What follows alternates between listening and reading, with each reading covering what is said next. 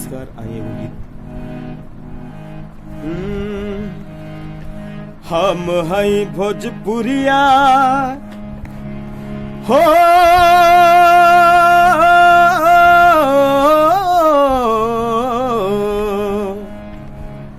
हम हई भोजपुरिया, भोजपुरी हमर जान है। हम हई भोजपुरिया, भोजपुरी हमर जान है। बेटा है हम इनकर ई माई समान है। हम हई भोजपुरिया, भोजपुरी हमर जान है। बेटा है हम इनकर ई माई समान है। उहो कहेला माई इनके फुहर जे गीतिया गावे। बोलल छोड़ी भोजपुरी जे अंग्रेजी में बतियावे। उहो कहेला माई इनके फुहर जे गीतिया गावे। बोलल छोड़ी भोजपुरी जे अंग्रेजी में बतियावे। माई से बाटे दुनिया सारी, माई ये जहान है।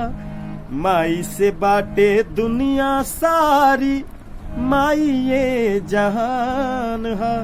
बेटा है हम इनकर ई माई समान है। हम है भोजपुरिया,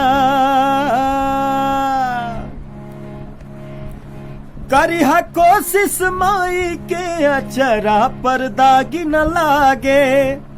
उहो बोले भोजपुरी जे बोलला से भागे। करिहा कोशिश माई के अचरा पर दाग न लागे।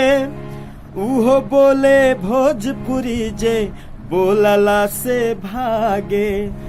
लाज हया सब छोड़ा, हर लाज हया सब छोड़ाई हमनी के स्वाभिमान है।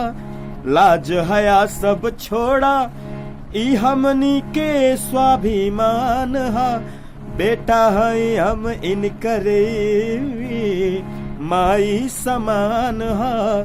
हम है भोजपुरिया, भोजपुरी हमर जान है।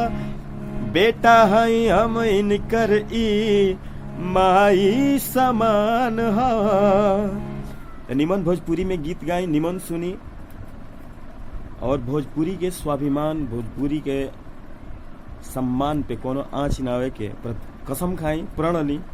जय भोजपुरी, जय भोजपुरिया।